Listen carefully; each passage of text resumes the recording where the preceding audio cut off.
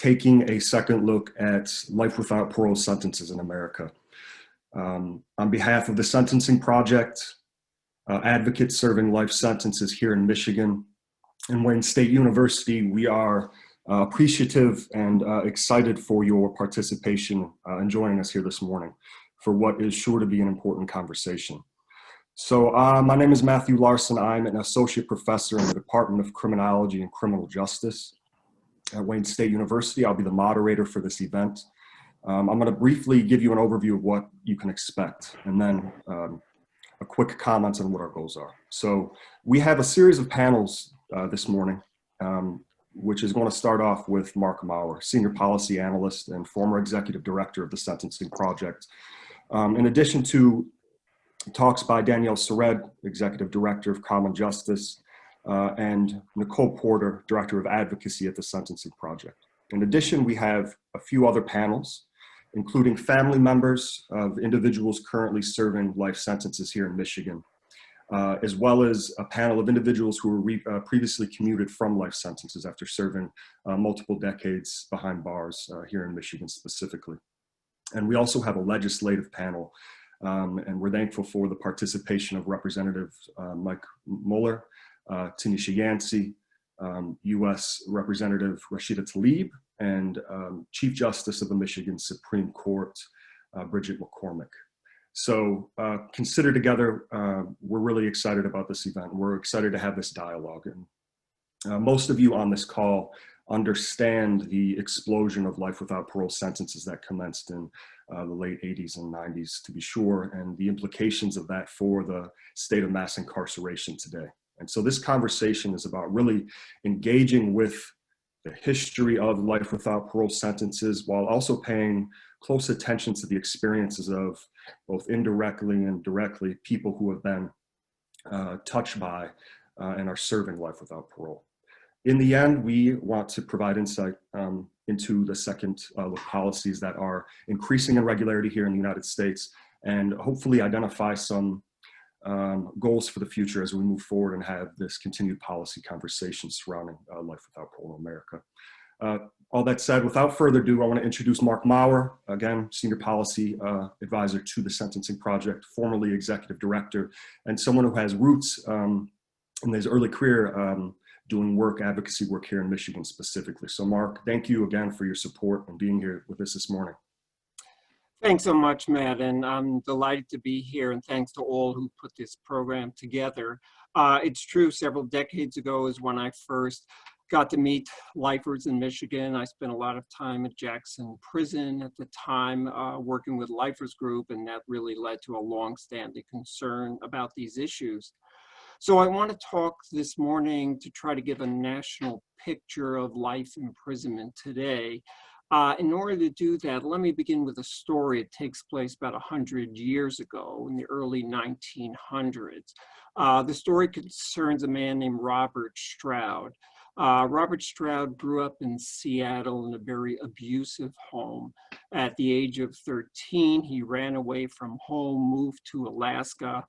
Within a few years, he was working there as a pimp and other kinds of activities. And one day he got into a dispute with a bartender who he said owed him money, and he attacked him and killed him. He was convicted, sentenced to 12 years in prison. His attacks, his violent impulses continued for some time in prison.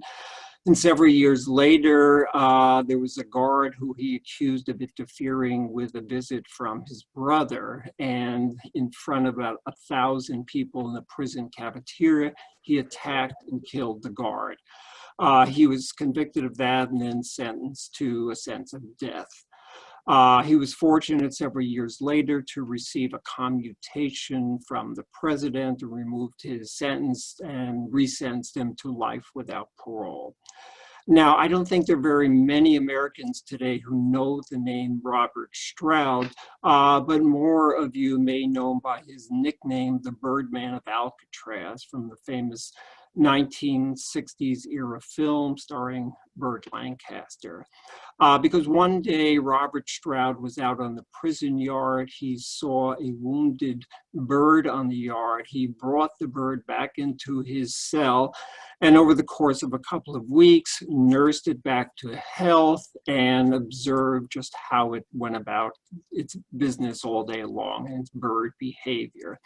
And over the course of many years then, with the aid of a sympathetic warden who provided him with more cell space, over time, he had over 300 birds that he observed very carefully, took care of their health, watched how they lived their lives. And he became literally one of the most knowledgeable authorities on bird behavior in the country. He published 2 books, wrote many articles about this. Now, I think what's relevant to our discussion today is that if we think back to his sentencing the day of the first murder conviction, or the sentencing court the day of his second murder conviction, I don't think there was anyone in the courtroom, prosecutor, defense attorney, judge, Stroud himself, who could possibly have imagined the person he would become after some time in prison, the transformation that he would go through over those years.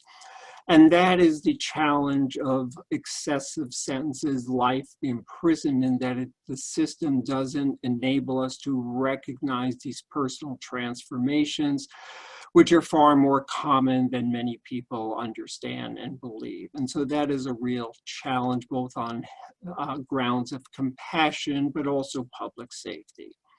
So I think there are 2 main reasons why we should be focusing on life imprisonment.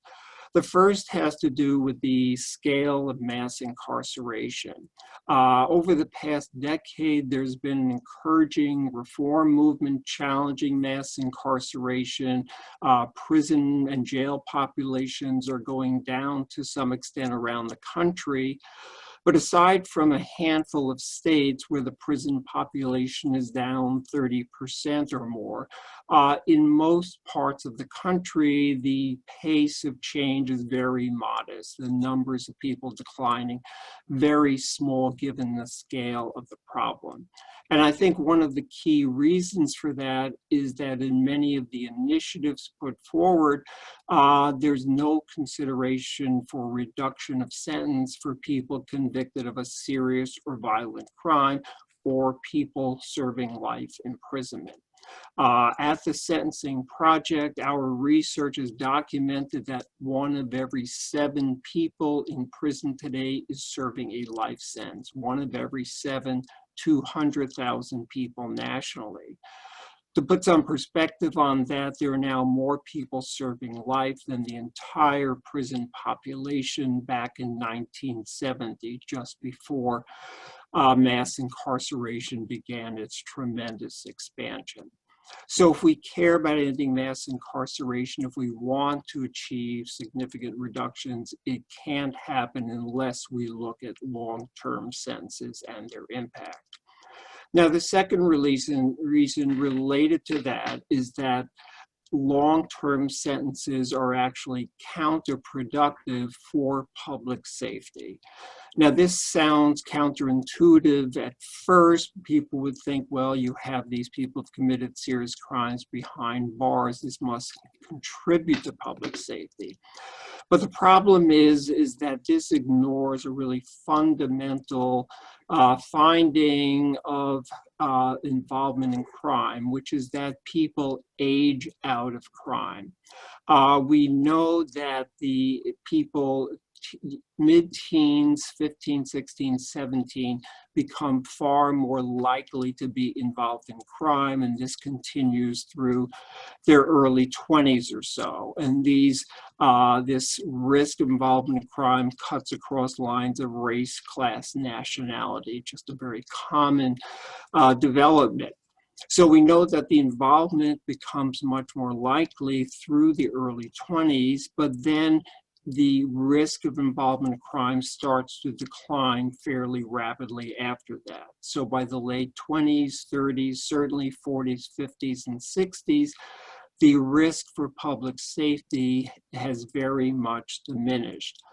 So what this means is that when we have a middle-aged person serving a life sentence, for each successive year that person is incarcerated, we're getting diminishing returns for crime control, and it's coming at an increasingly higher cost, in large part because by middle age, people's healthcare needs start to rise fairly rapidly, both in prison and on the outside.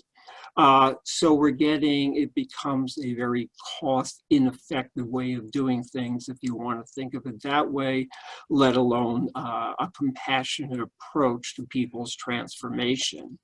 It also means that we're investing enormous sums of money incarcerating elderly people at a time when we could be investing. I guess I'll listen to what they're saying and then prepare for what I'm going to say, because I have no idea what I'm about to say.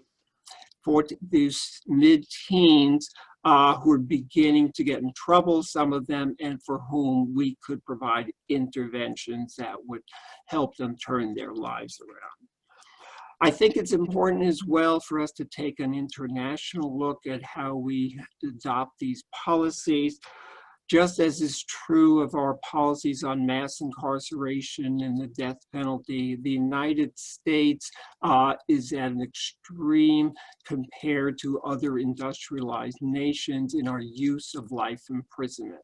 We have about 4% of the population in the world. We have about 40% of the number of lifers internationally. And it's not that we have a population that's so much more prone to violence or serious misconduct than other nations. It's that we've chosen to respond in a far more punitive way when people have violated the law, and we've made far fewer investments in prevention in the first place. So I think that's why we need to be focusing on life imprisonment today. My congratulations to everyone in Michigan, certainly both inside and outside institutions who've worked very hard on these issues for very many years, as well as our friends and colleagues around the country. These issues are prevalent in every state in the country. It's going to take our combined efforts to make a challenge to life imprisonment that should be a component of our work around mass incarceration. So thanks again to all, and I look forward to our conversation today. Thanks. Thank you so much, Mark, for those insights. And I also want to extend a special thanks to you, not to put you on the spot for too long, but from the guys inside of DRC. This event was born through Mark's willingness to not only respond, but to respond quickly to the incarcerated people at DRC, and this is a birth child of that. And so special thanks to you for being willing to engage and really facilitate the development of this event. So in conversations surrounding life without parole, it's important to talk about it from a policy perspective. It's also important to discuss it, to understand it, and to grapple with it from a more humanity-based perspective. And so on that front, the next panel is going to include two things. First of which is a video that we recently had developed, including 3 of the advocates who have worked with us to really put together this project and this seminar here today. And then we're going to have a conversation with 2 of the family members of the gentlemen and women that you'll see in this video. So.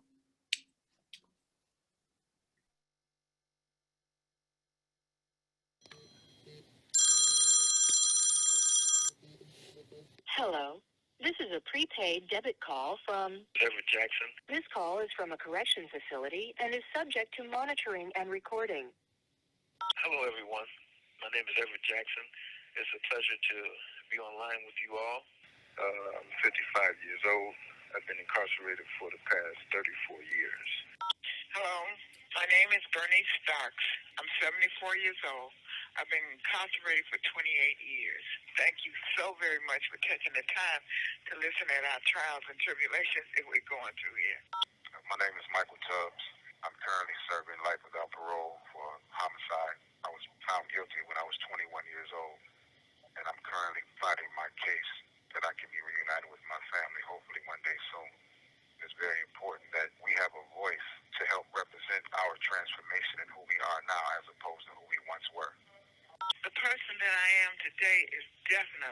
the person that I was when I first came in the door. I was lost, aggressive individual. I was bitter, angry. I was angry. I was shot twice at the age of 15. My mother had I passed. felt so bad. I was 16 years old. I lost my older brother to gun violence. He was shot in the head. For my 14th birthday, I received an ounce of cocaine, $2,000 in cash, and a .38 revolver with the instructions, you can't keep asking mama for money. You got to make your own money. This comes from my brother, who in my mind was my father, and I dare not set out to disappoint him. And I lost myself in that life. I was a mother, a sister. I loved my children. I did what I could, and I taught them being truthful and honest, and they grew up to be decent citizens. It makes me proud of who they are. I'm completely responsible for my behavior. Like most women here, we understand that we cause our victims harm and regret it. Every day we think about it. I was blessed to be one of the founders of Youth Deterrent Program, where we mentor at-risk youth from the age of 9 to 18. That really gave me a chance to be a father, an uncle, a big brother, a guide, a referee to so many young men who I saw in myself. And so that gave me a new mission on life. Mentoring to me is the lifeblood of transformation. By other people caring for me and seeing my humanity, I was able to tap into my own humanity and discover my gifts and my purpose for being here. It's difficult because people don't understand. They feel like because we're getting 3 hots in a cot, that they're doing all right. But it affects your mental stability. It's very hard in this prison to survive. And only the strong is going to survive. I do what I can for the young ones that's coming in. We have to encourage them and watch them and make sure that they don't harm themselves. They lose their hope, which is regretful because you should never lose your hope. It makes a difference when somebody listens. Why should they believe that a transformation is possible? Were you the same person that you were 30 years ago? No. So we've all changed. We've all bettered ourselves.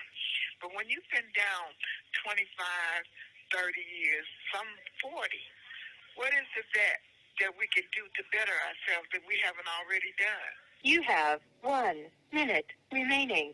How should you judge an individual's readiness for release? Looking over the years, you can see an individual's conduct, what an individual's work ethic is like, what an individual's aspirations in life are, what are their goals, what have they been doing since their incarceration, and what the people who are in charge, what are they saying?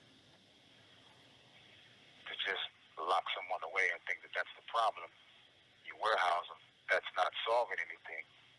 Life imprisonment doesn't work because it's rooted in punishment, not accountability or transformation. And whatever choices have been made that lands the individual in prison should not define that individual for the rest of their life. We are brothers and sisters keepers. We are brothers and sisters keepers. And we dare to be the best. And we dare to be the best. And that individual should have every opportunity and should be encouraged to transform their life in order to live in right relationship with others in their community. We believe in ourselves. We believe in education. We believe in education. And we will always strive for excellence. And we'll always strive for excellence. Give yourself a hand.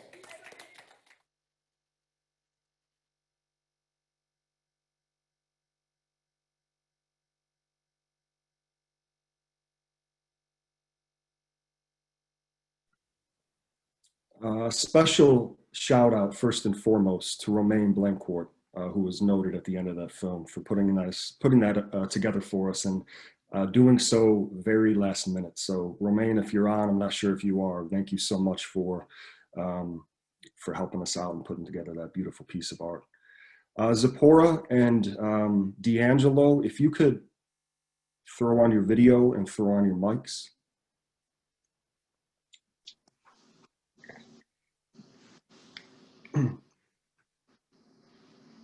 D'Angelo, are you there? Yes, I'm there. There you go. So thank you. D'Angelo, will you do me a favor? When you're not talking, we'll try it out. Can you mute your mic just because it's so staticky? Okay. And then, so I'll go one by one. Zipporah and D'Angelo, I want to start out with a pretty simple question, just to get the ball rolling a little bit. And that is to piggyback on that video, which I hope you enjoyed. Nice.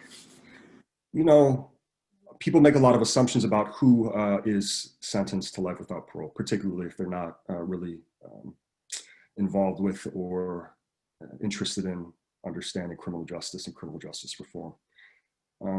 Lost in that is, right, these more intimate looks into like who people might actually be and their complexity. So to start with this simple question, let's stop talking. What is it, in addition to that, what the video highlighted of your mom, that you would like to tell people about her?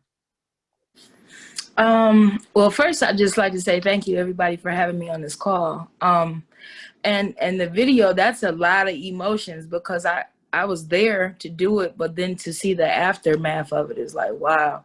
So my mom, she's great. She's an awesome person. She's been my hero throughout this whole process. So just being able to chat and talk with her every day has kept me truly inspired as well. You know what I mean? Because one thing about parents is they always have good stuff for you, like no matter what. And so she gives me and my sister that every day. Like we talk with her every day. And so she's really a good person, and she's really a changed person. As you heard the video, she's been in 28 years now. And so that's 28 years without our mother. That's a very long time. And so we're grateful for technology and how we can talk with her and pay her, but we really want to see our mom. Well said. And you just hit on the question that I'll follow up with after I give D'Angelo a quick second to answer the same question. D'Angelo, having your father incarcerated as you have, who is it? I know your dad pretty well. I've known him for about 3 years now. So I'm curious, being a son, what are the things that you would like to kind of speak to about who he is as a person? My father is my biggest role model. I am the product of a prisoner that, is serving life without parole. He raised me from prison, and I am the way I am today and successful as I am today because of him. He's always encouraged me to be great and be successful, and I'm now channeling that energy to my children. And I'm a great father today because of the great father he has been. And being behind bars, it's impacted me and it had an effect on my life. But I think that he made it possible for me to be the man I am today. Being behind bars, he's been a great father to me, that a father better than fathers that I know of my friends that are not in prison. And that speaks volumes. Without question. Let me ask you a follow-up to that. I'm sure there's a whole long list of lessons that your dad taught you while incarcerated. What's one of the lessons that stands out as being most important and influential to who you become? One thing he instilled in me was that, it's a quote, he said, "He who fails to plan, plans to fail." And he taught me that at an early age, and it stuck with me throughout my life. Zipporah, can I ask you the same question? Sure. Something that stood out, my mother tells us every day, keep hope. She said that hope is just as important as faith. So you got to keep hoping. Appreciate you being here. I know that video shoot, it brought me to tears, so I could only imagine watching it as the daughter of a son or someone who's a family member of, those three. So again, thank you, Zipporah, for being here and participating. Absolutely. If you had the chance to stand up at a podium in front of the world and say something about life without parole sentences and re-envisioning the future of those sentences, what would that be? And I would like, if you guys are willing, each of you to kind of speak to that. Who did you want to go first? whoever's ready to go. Oh, I'm sorry. Oh, it's okay. Yeah, if you're ready. Okay. I just didn't want to talk out of space. If I could stand to a podium and talk as it regards to life sentences, one thing I would say is to re-evaluate the process. Going through this whole process after 28 years from a kid on up, because my mother went to prison when I was 11. So kind of being involved and trying to see how all this stuff works out, because I'm an educator, so I come from working with kids and that kind of stuff. So kind of diving into that, what I've noticed is that the process is broken. When there's so much lapse time in between when they reevaluate, I'm not really even quite sure what the time span is, but it's like a 5 years or 2 years before you can see the board and these people. I'm just not sure if it's enough investigation being done. How many people are looking into what's going on? Like, when did this happen? What happened? Did you have any, like, really dive into what's going on, investigate, talk with people to figure out. Don't just throw people's lives away. People have families. People, you know what I mean? Like, get into it. Like, just dig into it a little deeper, please. And don't let the process be so far stretched out, because that's a 5-year span. Like, marriages happen, people have children, people graduate from school. I mean, life changes within a year, not even to mention 5. Beautifully said, Sephora. Beautifully said. I would say that it's unfair. It's an injustice. What's the point of corrections and rehabilitation if a person is never given a second chance at life? Well stated. I see Tracy Jackson logged on. Tracy, do you hear me?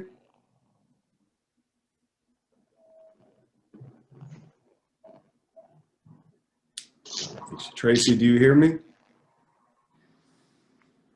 Okay, we're going to assume not. I want to give you guys closing thoughts.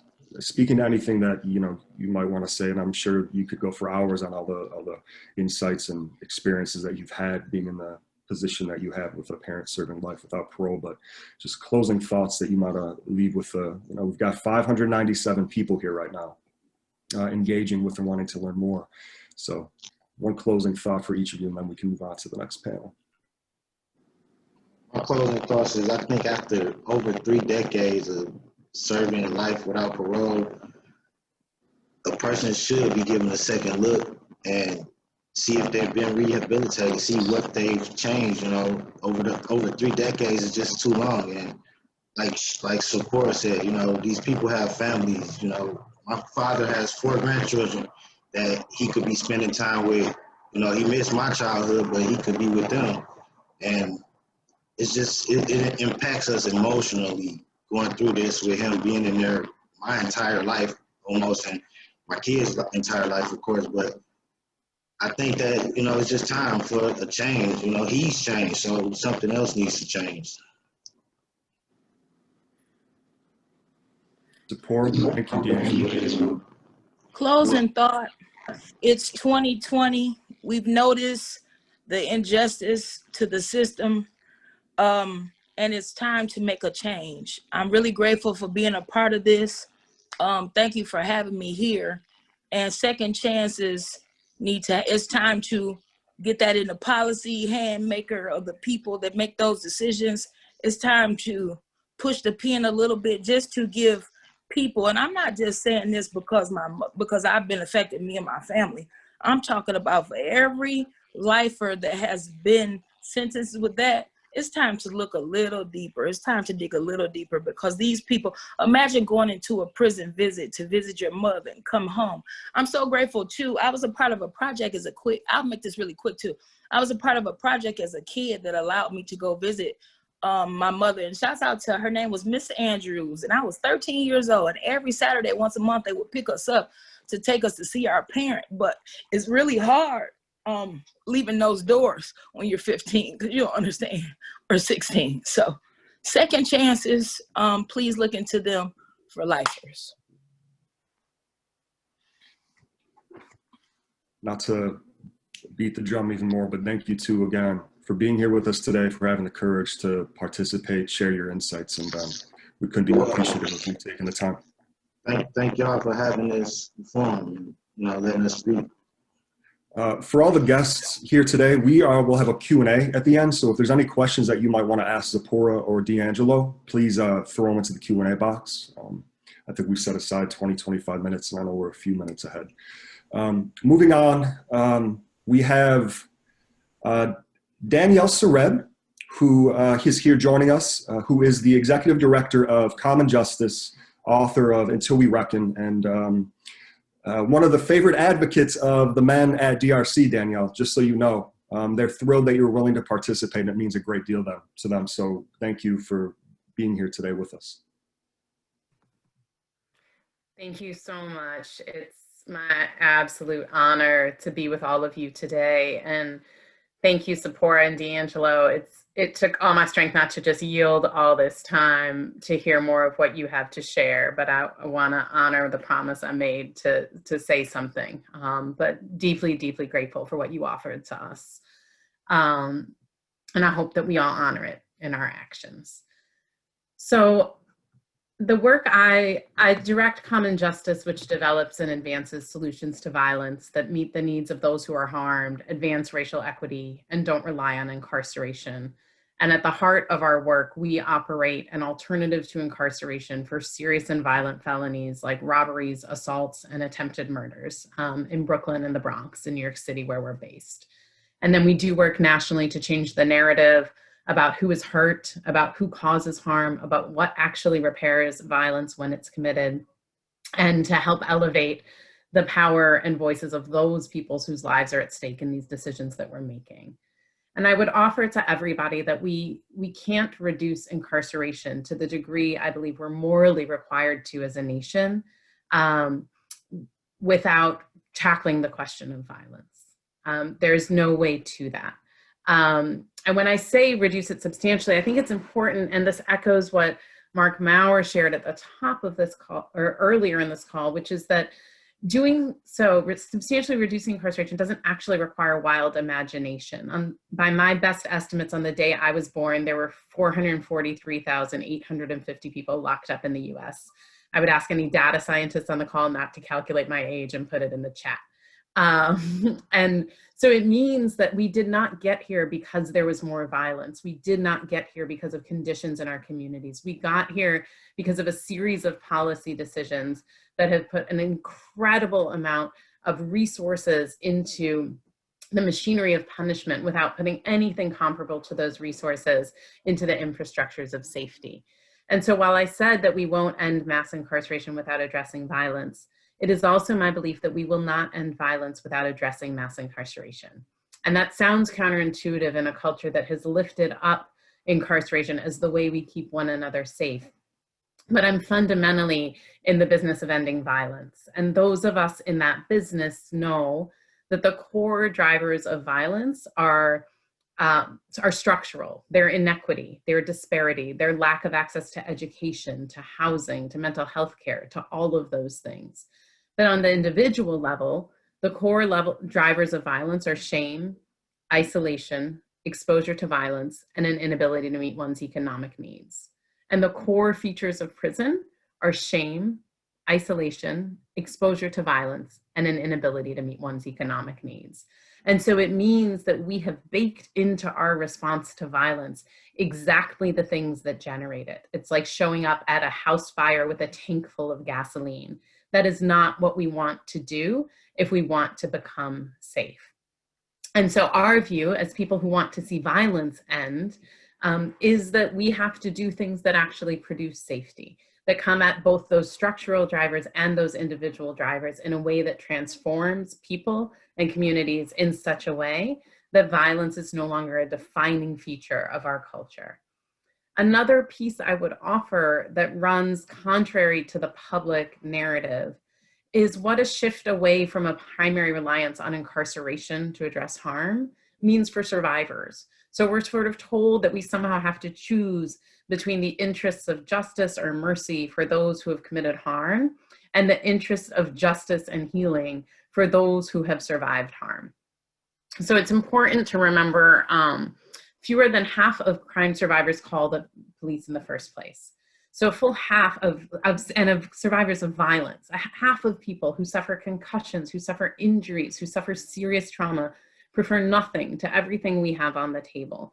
And so any pretense that our criminal justice system is survivor-centered really falls short under that reflection, because we're beginning at a 50% rate. A 50% was an F back when I was in school. Another half of those survivors won't participate, will drop out of the process before it reaches grand jury. And so they'll judge that there is nothing of benefit for them in proceeding with that process. That quarter who remain are arguably the jailingest subset of survivors you'll find. And at Common Justice, we never take somebody, we don't take a defendant, a responsible party, into the program without the survivor's consent. And we do it post-indictment. So we reach out to that subset of survivors, to the people among them who have suffered lacerations to their livers, who have had guns to their heads, who have experienced harm none of us should ever experience. And we say, do you want the person who hurt you in Common Justice, or do you want them in prison? And 90% choose Common Justice, 90%. It's a wild number. And when I first saw this number, it gave me enormous hope in our character as people. I thought, we were more forgiving, we were more merciful, that we thought, but for the grace of God, go I. And unfortunately, I don't think that's necessarily what was true. But a thing that is true is equally important. And I offer this as a survivor myself. So as a survivor, we will feel loss so profound that we would wring out our bones because it feels like it's stored in the marrow there. And we'll feel fear so all-consuming that in the safety of our own homes, in the arms of the people we love most, we will be unable to sleep, and we will wake from that sleep with nightmares. And we will feel rage so profound, it makes us unrecognizable, even to ourselves. But at the end of the day, as survivors, there are two things we cannot abide. We cannot abide the idea of going through it again, and we cannot abide the idea of someone else going through what we went through. And so when we are faced with a choice, when we are presented with an option, at the end of the day, we are pragmatic. And we will choose the thing that we believe will deliver us from those things we can't abide. We will choose the thing that means that we will not be hurt again and that others will not be hurt again. And any of us who live in communities where incarceration is common know that prison fails to keep the promise of safety. We see its failure over and over. Most of us who have been harmed have paid the price for that failure with our enduring pain. So we're not just talking about the fact that there's statistically significant evidence that demonstrates that prison is criminogenic, meaning it increases the likelihood of somebody similarly situated causing further harm rather than less harm. It's not that we have read the research about desistance from violence and the ways in which all people desist from violence over time. And actually prison inhibits the pace of that desistance because it is structured in the ways I described at the beginning to drive and increase violence. We know incarceration fails because when it failed, we suffered the consequence of it. And so when you ask survivors what a criminal justice system will look like, that one that honors them, they will talk about reinvestment in prevention. They will talk about changing our approaches to early instances of harm so that we are not responding to a fire with gasoline, but rather with water. And they will also talk about a change in our approach to the most serious instances of harm. These survivors, if we are listening to the full range of survivors, are mostly people of color, are mostly living in the same neighborhoods where incarceration is common. They are people whose voices are not typically elevated in the public conversation, but who are the ones who will live and die based on where that conversation ends. And I think one thing I would offer before closing is when I was writing my book, Until We Reckon, I spent a fair amount of time reading survivors' statements to parole boards. And I've been partners to many survivors who have grappled with their decision about whether to testify, how to testify, all of those things. And one of the things you see in those letters to the parole board is you see survivors over and over saying, I feel the same way I felt the day this happened 20 years ago. And And it's heartbreaking as someone who's committed my life's work to healing, to hear someone say, I feel 20 years later, the same pain I felt when my loved one was taken from me, is almost unbearable to imagine. And then I think to myself, shame on us. Because if prison healed people, 20 years later, someone would feel better. If prison delivered people from their trauma, 20 years later, people would still grapple with loss. They would still have pain from it, but they would not feel the same. If you went to a doctor and for 20 years, you told that doctor that your pain was unrelenting and unbearable, and all that doctor did was re-up your prescription for the same medicine that he gave you the first day that had no evidence that it would actually work, you would regard that as malpractice. So I'm very clear that even the evidence of that pain, even when that pain is expressed as a call for further punishment, it implicates us. It implicates us as people who have failed to rise to our commitment to the humanity and dignity of every last one of us. That includes people facing unnecessarily long sentences, but it also includes the survivors and family members who pay an extraordinary cost for the failure on our part to develop a response to violence that actually ends violence and that actually helps people heal. Thank you so much for your time today and for your extraordinary work.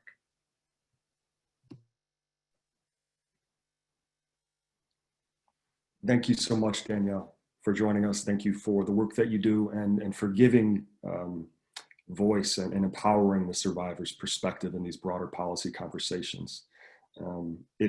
If you haven't read her book, Until We Reckon, please make some time for it, especially if you want to grapple with the ideas that Danielle just got into and offered up. So thank you again. It's hard to follow up Danielle Surratt talking, so forgive me if I'm not doing you due diligence. The next panel is going to be our legislative panel, and I'm going to take a step back and introduce my good friend, Daryl Woods Sr. Daryl was vital to this event, and I realized that I didn't give him a shout out at the beginning when I mentioned Sentencing Project, our incarcerated advocate. So Daryl, my apologies. I've known Daryl for roughly 3 years now, and you'll have a chance to hear more about his story at the end of this webinar. But for now, I want you to introduce him so that he can bring on our political and legislative panelists. So Daryl, without further ado. Thank you very much, Mark, and thank you everyone for attending, and thank you to this powerful organization, the Sentencing Project. This is going to be the legislative policy discussion, and we have a phenomenal group of people who have consented to be here. I would ask that the Chief Justice of the Michigan Supreme Court, if she can come forward and show your face. And I think I can talk, but I can't undo my video. So okay, well that's the moderator has to do it for me. Okay. Oh, there we go. Absolutely. Thank you so much for being here. We also have the Honorable Congresswoman Rashida Tlaib, if she can also unmute and come forward or reveal your face. Do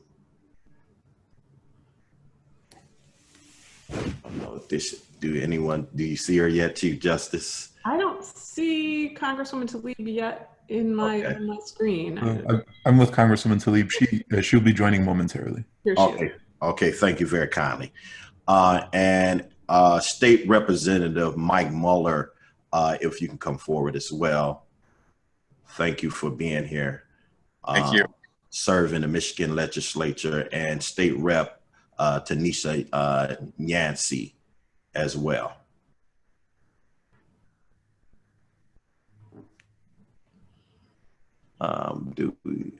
State Rep Yancey, there she go.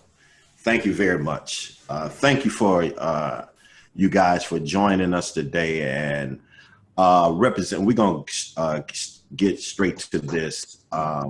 We saw a very, very powerful video. We heard some very compelling stories, And Rep Yancey and Rep Muller, you had a chance to be able to witness that video presentation as well as the discussion with the family members. I would like to ask you a question specifically in terms of what were your thoughts of that video and that presentation, and what do you feel that there's any room in the legislature to pursue change and having robust discussion on changing some of the laws as it relates to life without parole in the state of Michigan and beyond? Rep Yancey. Yeah, so my thoughts were, immediately that we should never be, we're all better than our last mistake. And I know that some people will say that, this is far more than a mistake, but in most cases, it's something that has gone too far, something that it wasn't planned if we're talking about murder or attempted murders, something that may not have been planned, and that's, second degree and homicide and vehicular homicide, for instance. I know that I always give testimony about how the person who murdered my father, I know he didn't plan to kill him. And just like they said in the common justice or restorative justice, I would have preferred that than for him to spend a lifetime in prison. Although it was vehicular manslaughter, I believe it was only maybe 5 to 10 years. I still would have preferred to have had that experience to where I could have communicated, I could have gotten some of my issues resolved. But I do believe that every person deserves a second chance and possibly even a third chance, depending on how grave the circumstances are. It's very heartbreaking to know that, the mother whose daughters are, now having to experience their relationship through prison bars. And a 16-year-old who is, when a 16-year-old commits a crime, we haven't quite caught up. Our legislation has not completely caught up with science. Although we raised the age, I believe that raising the age should be up to the age of 24 just to catch up with science. So you have people who have committed these crimes at a very early age before their frontal lobe has even developed, and now they're spending a lifetime in prison.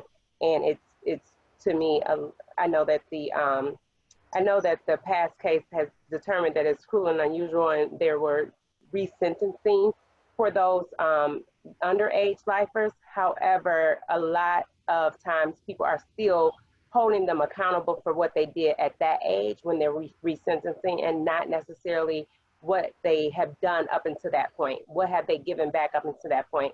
The young man in the video who was giving back to and pouring into our youth, that's extremely important. There's no way that he would even be considered to do that if he had not been redeemed. And so we need to think about those types of things when we're applying our laws to these life circumstances, real life circumstances.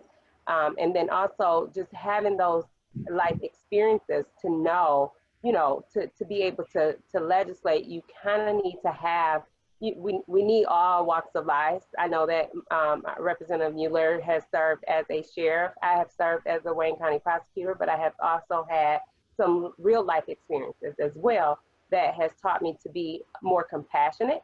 I've learned to be a lot more compassionate in situations because you just don't know everyone's you don't know everyone's situation. You don't know everyone's life story to know how they even got there in the first place.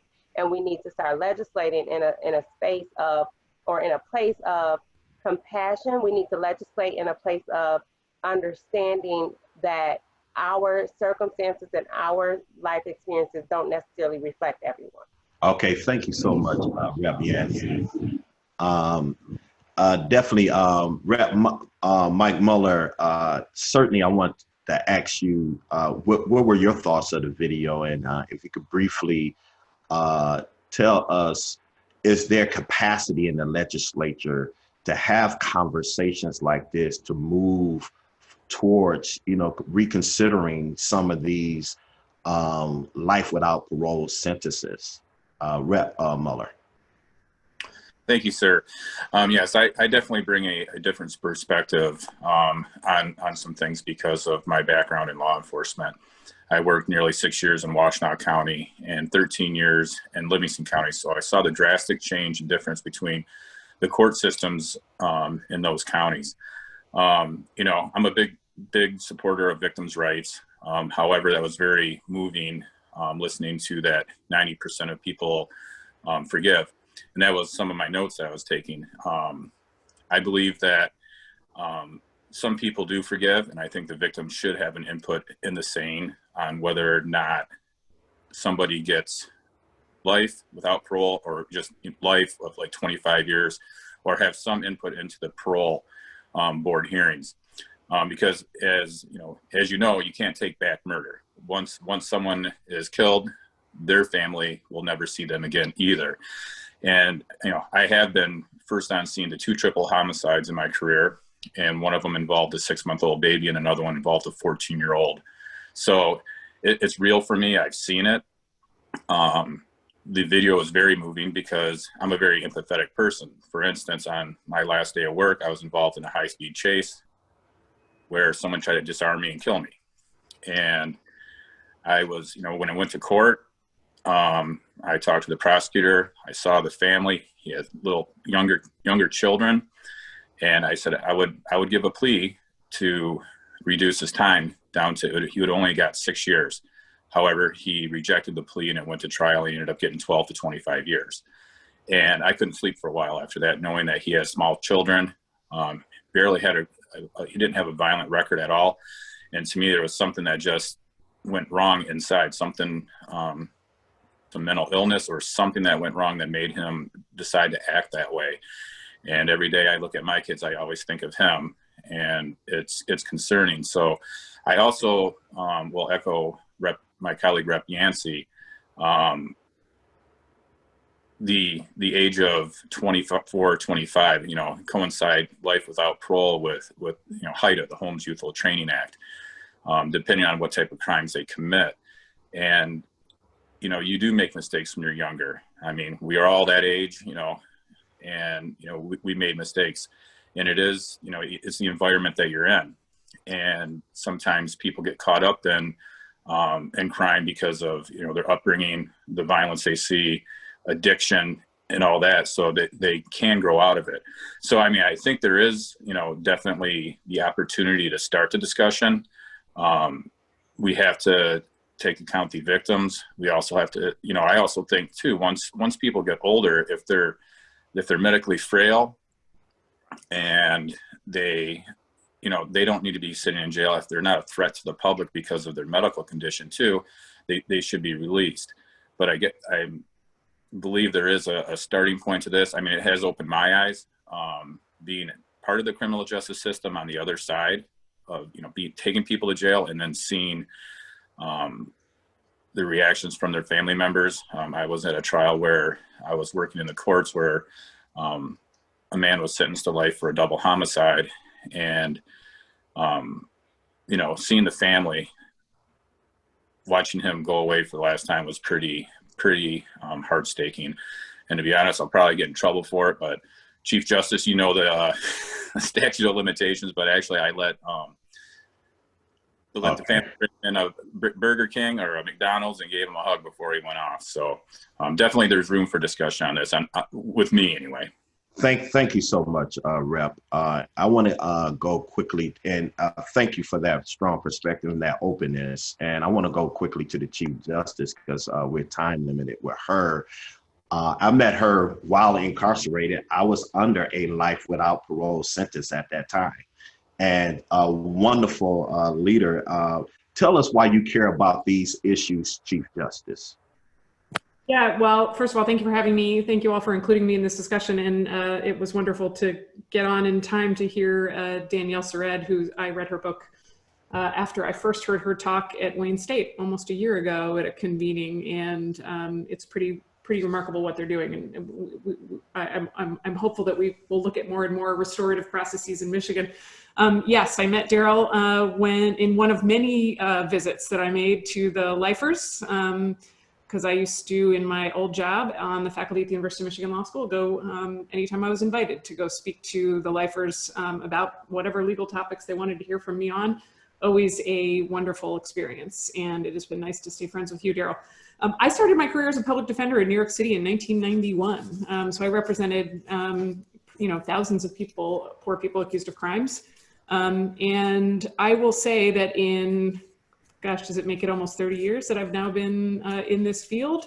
I've never had the the national conversation that we're having now about whether this is working, right? About whether the way we have always proceeded is healing at all. The way we're having the conversation now, and it's a pretty exciting time, I think, that we're finally having this conversation. We're finally listening to, at least in conversations like this, to survivors and what really will help them heal. And that we have representatives, legislators here in Michigan, Rep. Mueller and Rep. Yancey, who have worked together on more criminal justice reform than any state in the country. I swear Michigan is killing it. Right here in Michigan, we have Republicans and Democrats working together to figure out better solutions to a system that hasn't been working.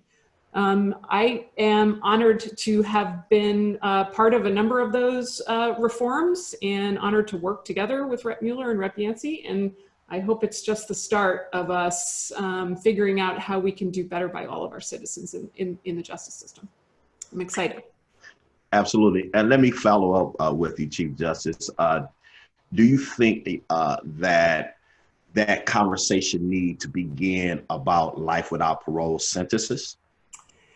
I don't think there's any way, if we're serious about, obviously the political branches of government get to make these decisions, but I appreciate that they sometimes care what I think. So thank you for caring what I think. I understand it's not my role to decide. I understand it's their role to decide. I want to say that up front. Let's not get everybody all upset about me stepping out of my lane. You asked me. And I think if we're serious about a justice system that heals, we have to start talking about those sentences in particular. We have to start talking about life without parole sentences. I don't think God makes throwaway people, as my friend Craig DeRoche taught me. Absolutely, Craig, amazing in this particular area. Would you like to add anything before you will have to leave? I just want to thank you for having for convening this conversation, and I wish I could be part of it longer. Like everyone these days, I was finishing one conversation and hopped onto this one, and now I have to get to another one in 1 minute. But it is really nice to be part of it, and I hope I can catch up on what I missed later. So thank you so much. Oh, absolutely. We appreciate you immensely for being here, Chief Justice, and have a blessed day. Thank you. Congresswoman Rashida Tlaib, very phenomenal woman. I've met you and engaged with you. You have a beautiful heart in terms of operate from a position of compassion. What do reform look like for you in this particular area where we're talking about life without the possibility of parole sentences?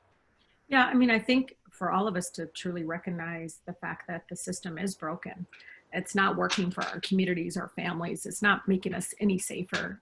All these myths that somehow a sentence of life without parole is leading with compassion, with empathy and understanding of that, and many will tell you hasn't resulted in, I think, what people would assume that somehow the punishment and the process of so-called incarceration, that, where is the healing, the rehabilitation?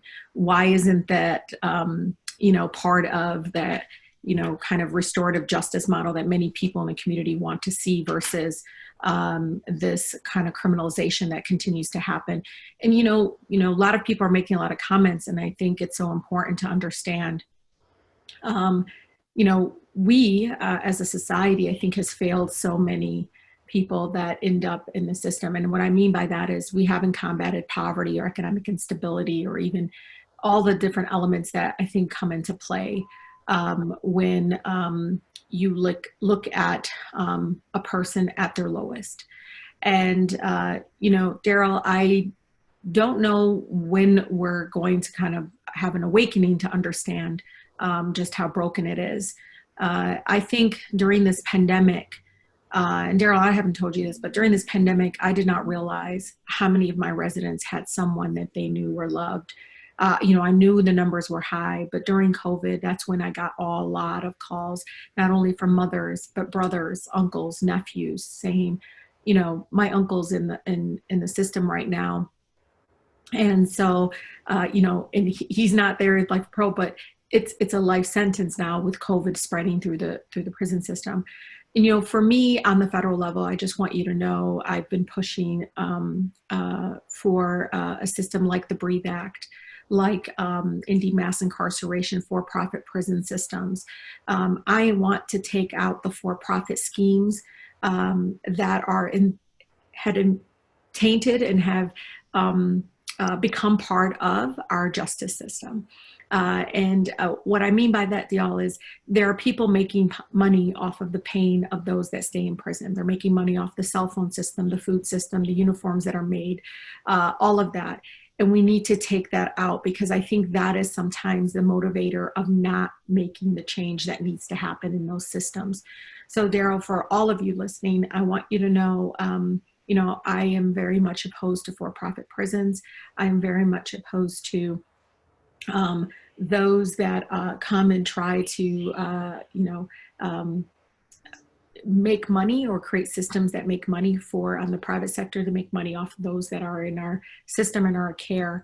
And so we have to fight back. And I can tell you how broken it is. Even those that are in there not with a life sentence, Daryl, they're not getting medical care. They're getting rotten food, babe. They're not getting, so if they're there and they have to go through systems so that they can even qualify for parole, they don't even have access to it because there's not enough of those classes or spots for them in those classes. The whole system is so broken. And there are mothers and fathers. There's an uncle out here in my district who's like, he deserves to be paroled. And he's telling me all the great things that his nephew is doing.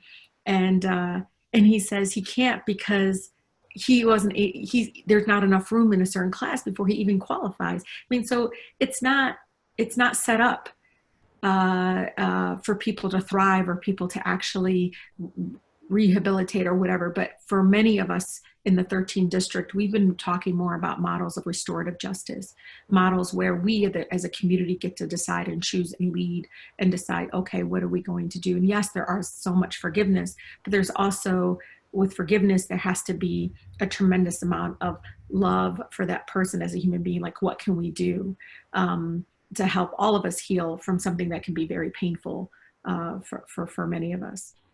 That's very, very powerful.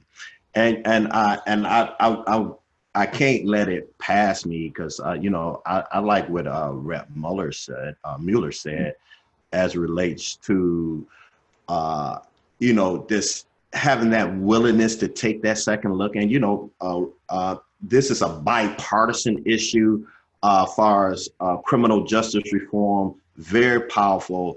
And he put some ages up there, you know, as relates to where we should draw some lines. And so, you know, but what I want to ask you guys, you know, we got organizations on here, you know, who may say, let's start at 20 years in terms of put a cap there in terms of just taking away the mandatory nature of this, you know, but reform looks different in all types of ways. So Rep. Mueller, would you be willing to, you know, open up your office and sit down with some of these policymakers to be able to, you know, start this conversation and consider legislation? Because, you know, frankly, there was someone who had a life without parole, who had got a parole because he was a juvenile lifer, but he couldn't even make it out of the prison system during COVID. He died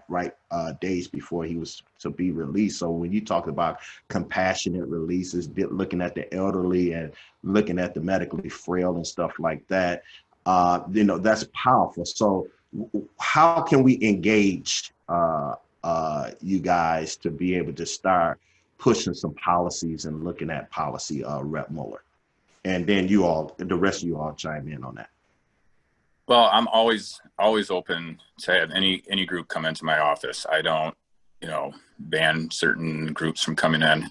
You know, as a police officer of 19 years, I listen to both sides of the story before I make a decision. I think that's the right thing to do. I believe that, like I said, the discussion can be started, and the big thing with me, and I do want to sit down with the woman who spoke earlier about the 90% of victims want to see their, you know, they forgive. And so that's something I really want to look into.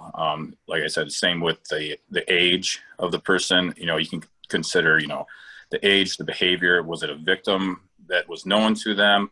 Was it a drug deal that went bad, or was it a complete stranger that they did it to? History of mental illness when they committed the crime, and see what kind of a threat they actually are to the community. If it was an act of passion, things like that. When you consider not sentencing somebody to life without parole, and also, I mean, you take steps as letting judges have some of the discretion on whether or not that is the case, because, you know, the judges are elected officials as well, and they can be held accountable. The judges know their community, they know the members in their community, and so that can be different from community to community. So it's a step would be, one, the age of the person when they committed it, putting discretion into the judge, into letting the judge decide whether or not there will be life without parole. And it would be, and again, the ability of somebody, I mean, if somebody, you know, is medically frail and they somehow lose the use of their legs, or you know, something happens, are they really a threat? And so we have to examine all factors. And, you know, I'm willing to have the discussion. My colleague Rep. Yancey and I get along really well. And even if I can't 100% agree with something, or maybe vote for something, I'm always willing to help people get the product better, the policy better, so then they can get the necessary votes in order to move the policy. Because sometimes you can agree with something philosophically, but then there's a practical aspect of implementing it. And, you know, with my background, sometimes that's a challenge. Thank you very kindly. Rep. Yancey, and then Congresswoman Tlaib. Rep. Mueller is absolutely right. The policy part of it is very important, and being able to implement and go through the process. So when we passed Clean Slate, for instance, there were some issues that some of the clerks had in terms of implementation. And of course, I'm a little different. I'm like, just do it. But I do understand that we have to produce something that is palatable to both sides of the aisle. And we have to be able to get there and we add that balance, or we both add a balance to both of our sides of the aisle to ensure that we come up with something that is there for, you know, and beneficial for everyone, and not just one side. So I think that having a task force, and if not having the governor create a task force around this issue, then at least have a caucus, a bipartisan caucus. Those are the places that things get done. We have a criminal justice caucus where Representative David LeGrand birthed a lot of the decriminalization legislation that just passed this last week or 2 weeks ago.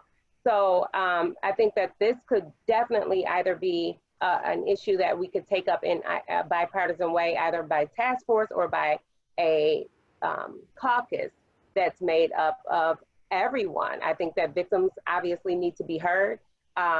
We need to make sure that the families are heard. We need to make sure that, you know, Safe and Just Michigan is heard. We need a caucus that will have an array of backgrounds to offer and come up with suggestions and recommendations, as we did with the Michigan Joint Task Force on Jail and Pretrial Incarceration. So something similar to that to begin at least. Okay.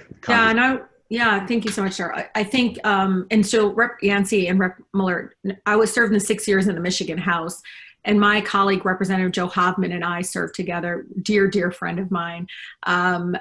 We still are extremely close, and I think you know, one of the things he led between when I was serving there and he was on appropriations serving with me, was that he, you know, he worried about the like high cost, right? For him and his views, conservative views, he was looking at the cost and saying, why is it now reached 2 billion? What's going on there? But then he started doing something incredible, which is he actually started going to some of the state prisons and visiting and going there. So Darryl, I don't know if you know Joe Hobman. He's an incredible very well. Very courageously came out around corrections reforms.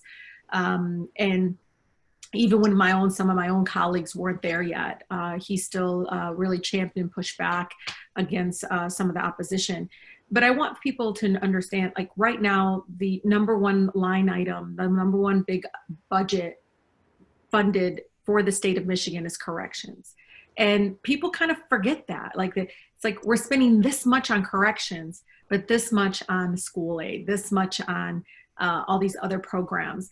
And I don't think people understand the connection, because I know I have represent the 3rd poorest congressional district in the country. So when people see me talking about investing in communities, people talking about the number of kinds of you know, issues right now, you know, facing my residents every single day. And this is working class folks. So I want folks to know they're working, they're still working, and they're still poor.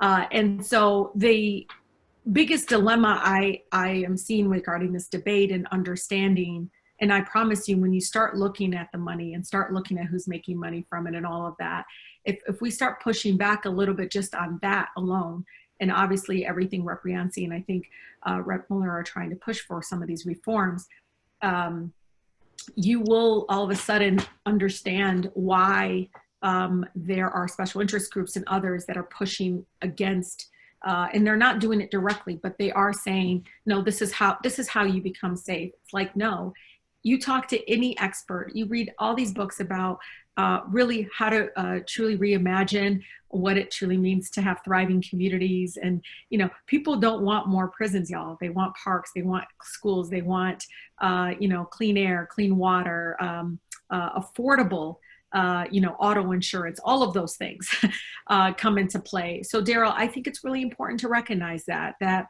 I was there, and from 2008 and starting from 2009 and 14, and still the largest budget line item is corrections, and it still is, even though we are hearing from our education advocates, our mental health advocates, our healthcare advocates that we need more help in helping kids with autism. We need more help in addressing, you know, the environmental, you know, air, lead, all those issues right now. So I think it's important to keep highlighting that and pushing that. And again, you know, bringing Rep. Joe Hobman into the room, I know how difficult it was for him to come out so courageously during that time, even when the governor at that time was asking him not to introduce the bill. 70 times 7, that was his program. Thank you so much, Congresswoman and Rep. Yancey and Rep. Mueller. We look forward to getting organizations before you and having this discussion. And I recommend people around the country begin to organize and work with their legislative bodies to be able to push this change. So thank you for the open invitation. And I'm sure that many people that's on this call look forward to let's, you know, roll up our sleeves and let's move towards change, because justice is not Democratic or Republican, you know, and Just Mercy is not just a movie. Just Mercy is just mercy. And you can't be so punitive where you're not looking on the side of mercy, because that's who we are as a nation. That's what we should stand for, is justice and mercy. So thank you so much. And there's going to be questions at the end. We're going to move forward with the next panel. We have Matthew Larson, who's going to, Professor Matt, he was my professor, to take back over this discussion. Thank you so much. Love you all to life. Thank you so much. Thank you for having us. Appreciate you. Thank you all, especially during these politically important times. Your courage to step into a conversation like this one is appreciated. We have 2 panels left. We're going to be closing out with Nicole Porter, but before that, we are going to hear from Mr. Darrell Woods again, as well as Jose Burgos. Both of these men had previously been sentenced to life and for different reasons are now out back in the community. So it's important in having this conversation to really highlight and speak to and have a better understanding of the good that so many lifers who've been privileged to be bring to the community. And so we're gonna have that conversation. Before we get into it though, Jose and Darrell, if you could bring your cameras up. We would like to note that, Darrell, maybe you should talk about the third panelist, why she's not here, if you'd like, briefly. Yes, we did have Kimberly Woodson, but she had a family crisis. Terrible thing happened in her family. She was also sentenced to life without parole. And our prayers and our thoughts go out to her. And so I ask everybody to send some well wishes to her. She did 28 years in prison, was a juvenile lifer. She's out doing phenomenal things. And so we thank God for Kimberly, and we're praying for her and her family. Thank you, Darrell. All right, Jose, I want to start with you, give you a little face time, and I want to start with a simple question. I want to focus mostly on what life has been like for you since you've been out, and kind of whatever story and experiences and accomplishments that you want to bring up to the audience. We'd love to hear about those. Yes, first of all, I want to say thank you for allowing me to join this panel today. As far as what's been, well, my name is Jose Burgos. I'm a formerly incarcerated juvenile lifer. I served 27 years. I've been home now going on 2 years. I will be completing parole here within the next about 8 days now. So I'm very happy and glad about that. And things been great. Things been great for me. I did have several challenges when I first got out.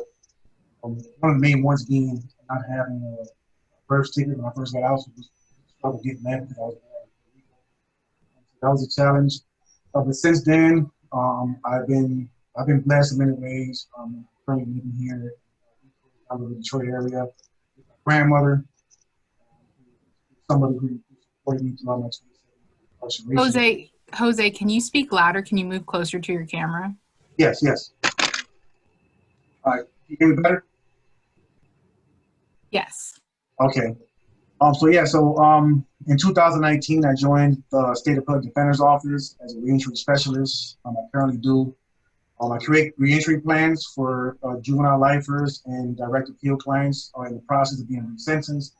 And I also do parole prep for them, those who are in the process of going to the parole board. Because of my experience with the parole board myself, and prior to my release, I was somebody who was always in the law library, studying policy, studying law, getting familiar with the parole board system. Now I'm able to give back to those young men on the inside, some who are still serving life without parole sentences. I helped them in the process of getting out. So it's been great. It's been great. I never thought that I would be employed with the State Appellate Defender's Office of all people. They've given me a great opportunity, and I think it's very important that those of us who have been directly impacted by the system join these organizations so that we also have a think that prison reform is, or any type of criminal justice reform is even possible having that voice at the table as well. So I'm very thankful for SATO and thankful for all the other organizations that are currently have formerly incarcerated on their staff. I also work with other organizations such as ICANN, which is Incarcerated Children's Advocacy Network. I do work with the Campaign for the Fair Sentencing of Youth. ICANN is the national organization of formerly incarcerated children. We're advocating for the abolishment of life without parole for children. I'm very excited to share with you all that just recently a formerly incarcerated child, Mr. Xavier McElrath-Bay, recently got promoted to co-executive director of the Fair Sentencing, the Campaign for the Fair Sentencing of Youth. I think it's very important. I think it's very important for everybody to see that a lot of these juvenile lifers and those who are fully incarcerated children are coming out here and are being successful. At one point, we were told that we were going to serve the rest of our lives in prisons, and yet we're able to come out here and productive members of society, and not only just juvenile lifers. I mean, there's a whole bunch of lifers in general who have gotten the opportunity to be released out here great. So, there's the examples are there. For those in Congress and those representatives who might have are still on the fence on whether to support bills like that. Like the evidence is there. It's evidence based. You know what I'm saying? Like the vast majority of lifers that are released do great. We have one of the lowest recidivism rates all throughout the board. So these things, it's a conversation I'm glad I'm being part of, and a conversation that has to take place. Thank you, Jose. And again, appreciate you being here with us today. Daryl, what about yourself? What have you been up to since you released February 2019? Yes, February 12th, 2019. I was blessed to walk out of prison, and the most important thing I was able to do was to connect with my children. My children were 1 year old and 6 months when I left. When I went to prison, I was an 8th grade dropout. I had to get my GED. I became a part of the Detroit branch NAACP. I was very active in church, because I made the decision to be able to do the things necessary to transform my life. And so I was able to father my children while incarcerated, just like Everett. Everett is a very great friend of mine, and Michael Tubbs, great friends of mine. We started a youth program called the Youth Deterrent Program in there. So when I stepped out of prison, I was able to, continue that relationship with my children. My son had graduated from Michigan State University, my daughter nursing school, and was able to help them in their education. I was, in fact, was able to get my son to go to college for free. So when you have those type of sentences on the inside, you do a lot of introspection. You are broken, and because you really are under a death sentence.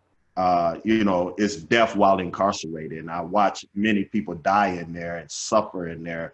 I left the dialysis unit before I left, and I seen men in there with no legs in there, became blind and couldn't see, and was just very vulnerable in that place.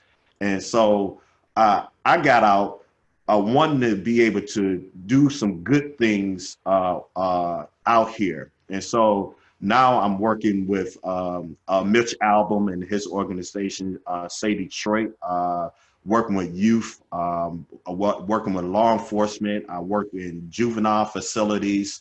I do a lot of work in the criminal justice system. I'm on a criminal justice committee for the Detroit branch NAACP.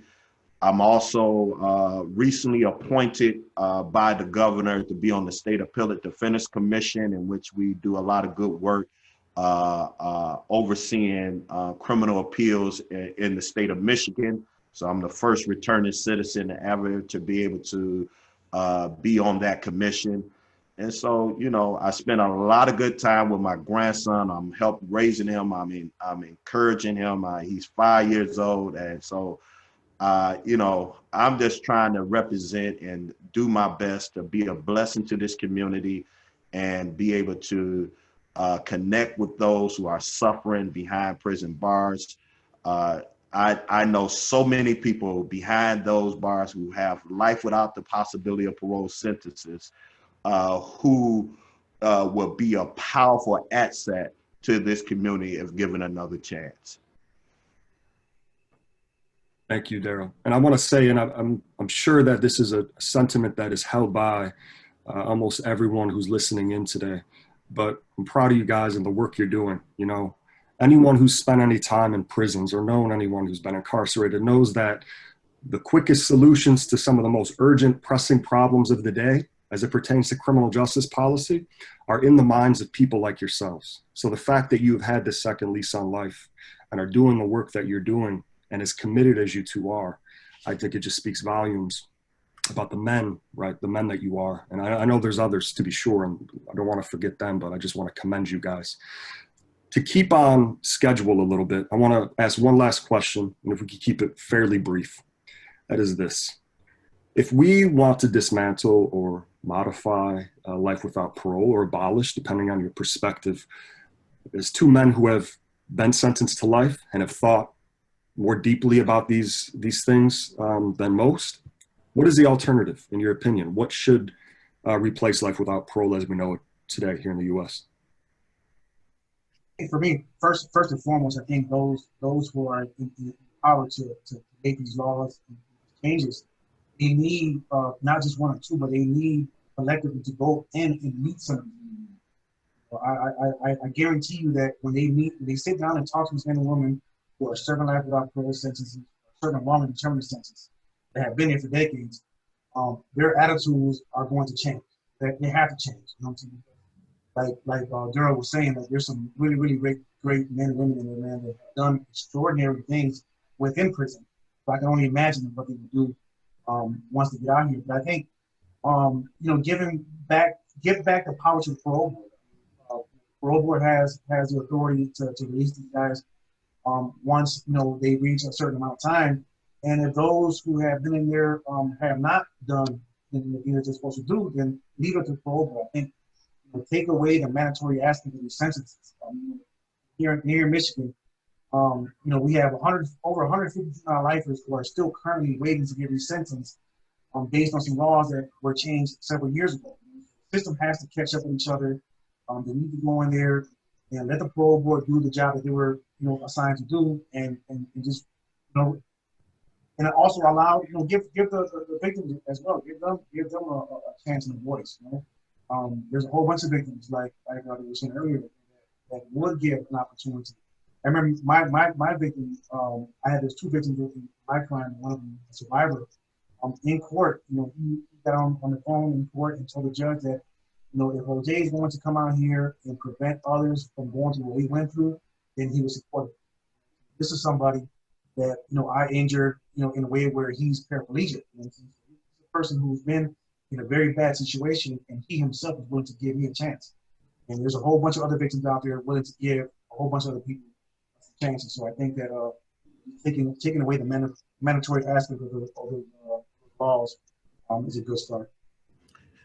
Absolutely. Rep. Mueller was right on point in terms of, giving judges more discretion in that area. But I think that we should have a start in the discussion and capping it at 20 years, and then we can have that robust discussion. But just being able to go to the table and be able to bring the various groups together and come up with a winning plan, make it a win-win situation. The children lives that I have been able to touch since I've been out has been very, very powerful and remarkable. And I'm telling you, you have women and men in there who will help bring healing and restoration in this community, because they are broken. Many of them, some were in there for 8 in the bed and some was in there for various things. But however, we need to be merciful. We need to be merciful. And so I think the discussion is a great start, but now we have to bring about policy, because protest without policy is just a sounding brass and a tingling cymbal. So you have some great minds here, and we can collectively come together and say that in the state of Michigan, we're going to be very merciful, but in the United States of America, we're going to be more merciful, and let's throw people away like trash. In there were guys totally blind, couldn't see, and he became blind in there and just couldn't even function in there without somebody guiding them in there. He have a life without parole sentence because something he did when he was a younger man. And my heart just breaks and bleed, for the men and women in there. So certainly the recidivism rate, if you want to look at the recidivism rate, is less than 1% for those who had life without parole sentences and got out.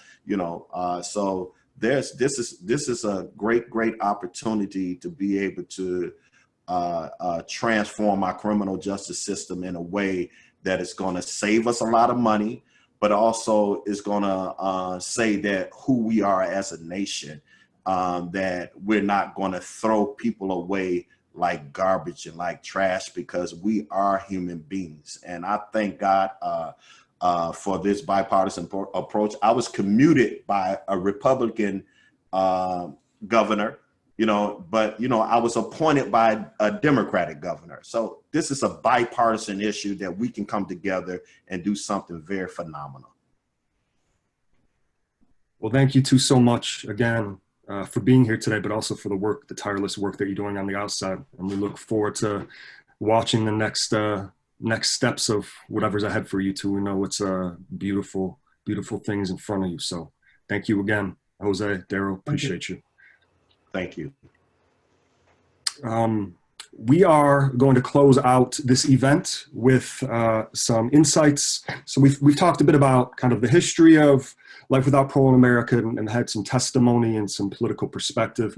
And Director of Advocacy for the Sentencing Project, Nicole Porter, is going to take us home and speak. I hope I'm not doing you disservice in what you're going to be focusing on, but talking about what's happening now and where do we go moving forward. So without further ado, Nicole. Yeah, thank you, Matt, and thank you to Daryl and to all of the speakers who've already gone this today. So this has been a wonderful conversation that I've had the pleasure of listening to. At one point, there were over 600 people on the call, and there continues to be, well over 400. So I'm so inspired by that. And many of the people have called in from outside of Michigan, in addition to many family-based activists and other activists inside of Michigan calling in to witness this discussion and weighing in the chat and in the Q&A around strategy, suggestions, and so forth. So I'm going to be brief because I want to hear and engage with the folks who've been listening during this morning's conversation and have a strategy discussion around what comes next, which I know is already a question that's been posed this morning. So the Sentencing Project launched its campaign to end life imprisonment at the end of 2018. And this campaign, in many ways, has offered a political home to family-based advocates and formerly incarcerated lifers who've been doing this work for many years. And we continue to work with them in ways to challenge extreme sentences and life sentences in particular. And for us, challenging mass incarceration cannot be done without challenging life imprisonment. So it's been enlightening to hear the conversation out of Michigan this morning, and many conversations need to be happening in every state and jurisdiction across the country as well. So I'm going to highlight some of the activity that's been going on and want to invite folks on the call to stay connected with the Sentencing Project in support of next steps in their states and jurisdictions around challenging mass incarceration and life imprisonment specifically. So for many years, even before the launch of our national campaign, the Sentencing Project has worked to support activists doing this work across the country. In fact, last month, we partnered with activists in at least 16 states, hosting virtual discussions and actions to address decarceration at the state level and reinforce national support for life sentenced prisoners to be included in current prison release strategies. The Sentencing Project's National Day of Action was attended by nearly 300 persons that include family-based activists, legislative staffers, academics, and others, and called for the release of life-sentenced people in the context of COVID-19. Outside of last month's activity, there have been other virtual and ongoing strategy calls that have been attended by organizers and policy advocates anchoring issue campaigns and public education efforts to challenge life sentences, expand parole eligibility, and increase parole grant rates through second look reforms. Our relationships with advocates across the country have helped to create an advocacy infrastructure that supports active efforts to challenge life imprisonment Folks can find information about this at endlifeimprisonment.org. And those regular efforts are often highlighted out of states, including Alabama, California, Iowa, Maryland, Massachusetts, New York, and more, including Michigan. In these regular conversations, we support the sharing of strategies and tactics on legislative approaches and organizing a narrative to address life imprisonment. A recent conversation focused on the experience of being changed by interpersonal relationships with persons serving life prison terms. The challenge, of course, is how to scale that for issue campaigns and legislative reforms that can be used to leverage and persuade targets, including lawmakers who have a vote ultimately on changing the law and policy.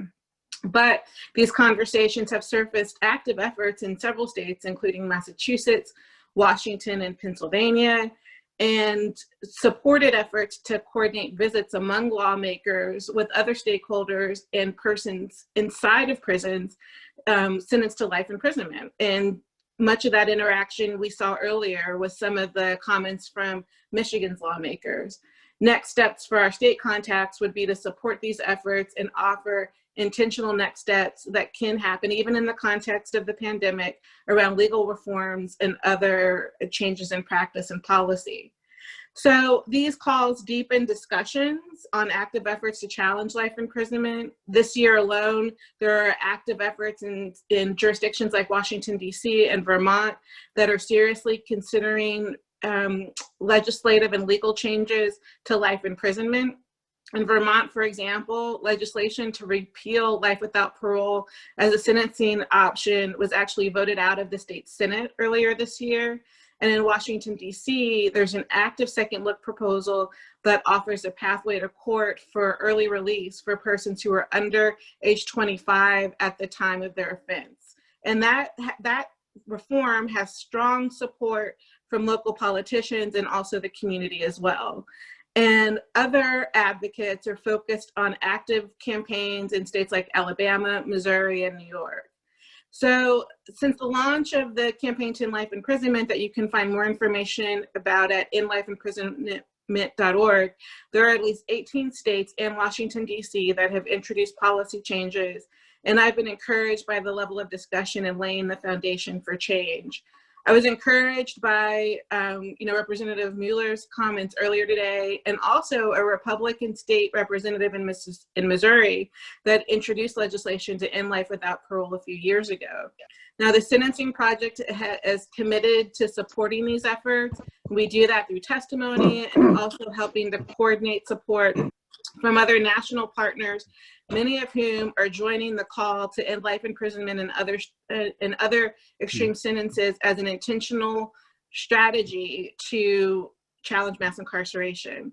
So I'm going to stop there. There's so much more to say, but I don't want to take up too much time, more time discussing all of the day-to-day activity that's happening around this effort, because I do know that there's been many comments and questions that have been shared, and I want to support our opportunity to engage directly with the several hundred people who remain on the call, who are focused on, challenging life sentences in their own state and jurisdiction. So again, I'm just so inspired by the comments that have been made already today, and look forward to continuing to engage with all of you. And I want to encourage you all to stay in touch with the Sentencing Project. We already have much of your contact information, but please do continue to engage directly with the Sentencing Project as we not only work towards change in Michigan, but in other parts of the country as well. So thank you.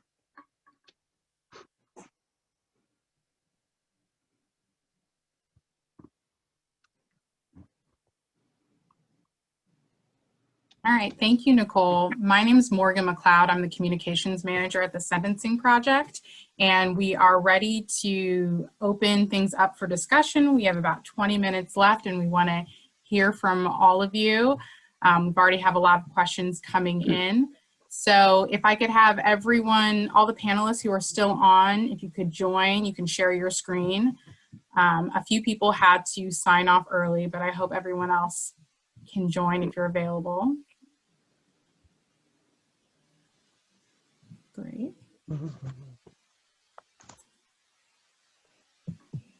So the first question, it's a long one.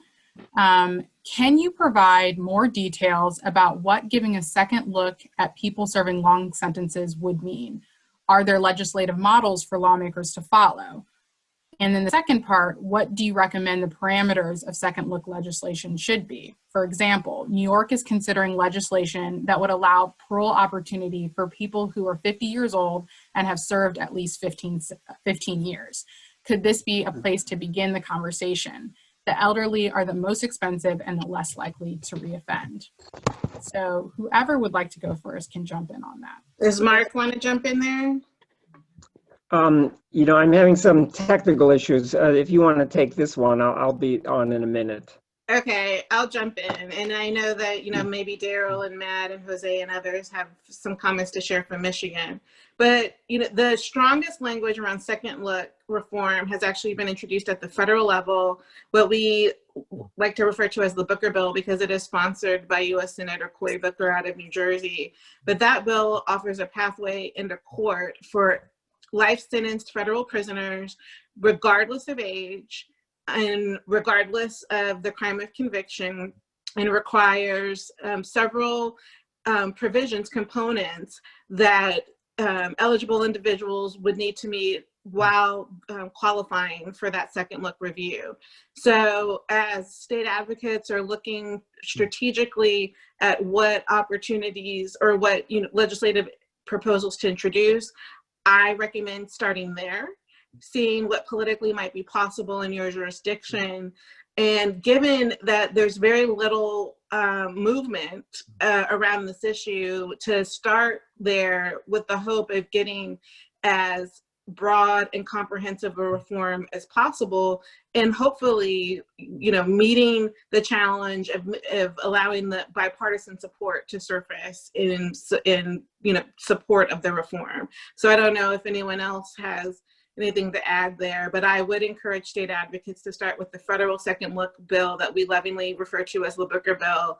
We can share with you a copy of that reform, a copy of that legislation, and then work with you in your state jurisdictions around modifying or tailoring it to the political calculus in your state.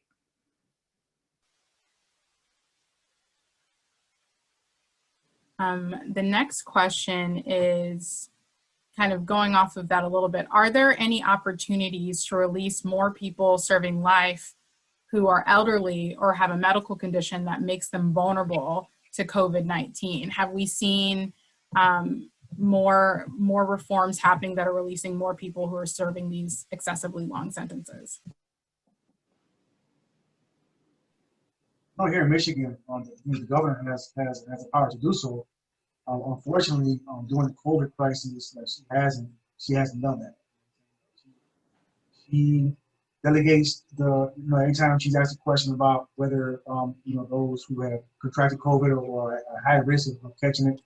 Well, the parole board is working 7 days a week, trying to get some of these guys out. Well, the parole board is working 7 days a week, working on cases where people are eligible for parole, not for those who are doing life sentences, not for those who are at high risk of catching COVID, not for those who are elderly in there. So even though the mechanism is there, but the governor here in Michigan is not meeting that. And I think Rep. Mueller was spot on in terms of being able to look at the elderly and the medically frail, especially during the time of COVID.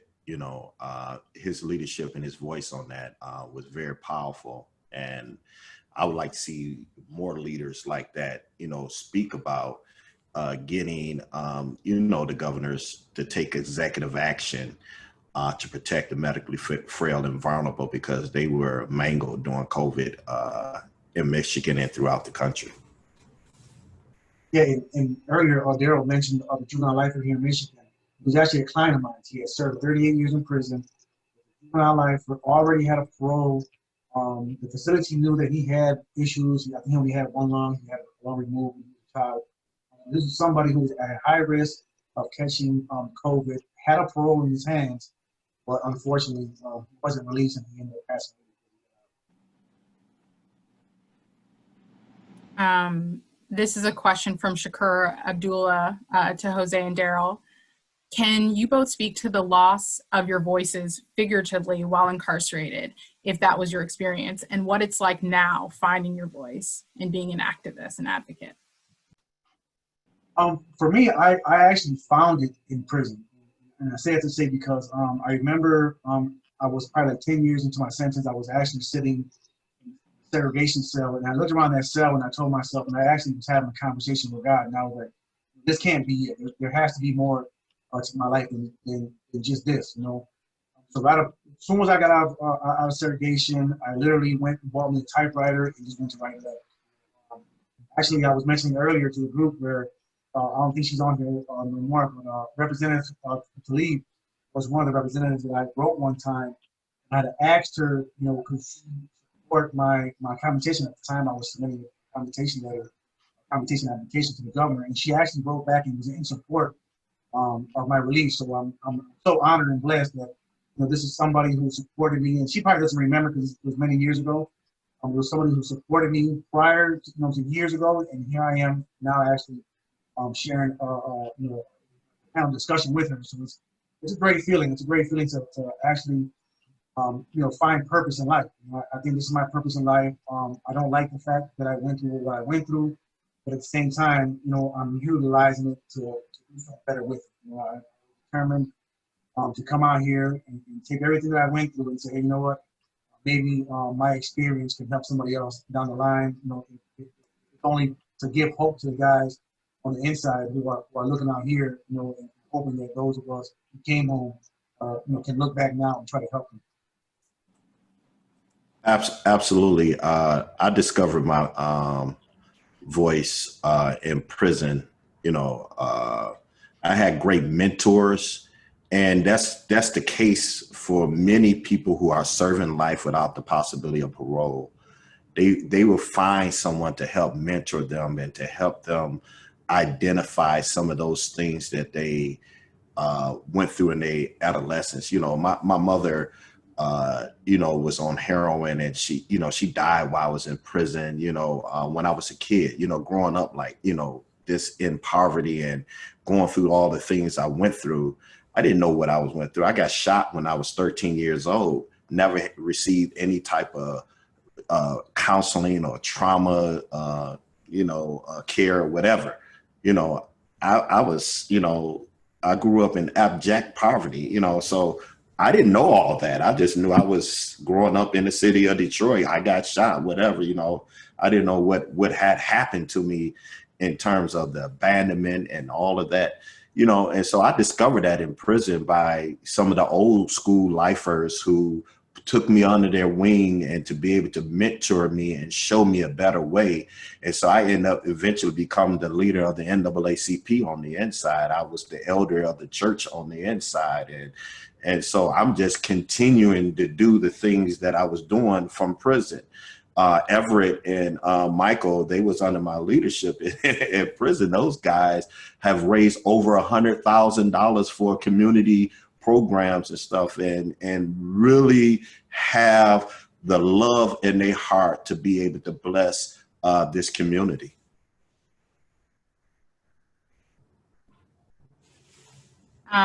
Mark, a lot of people in the chat have been mentioning when you were speaking about Norway and different countries that don't have these overly punitive sentences.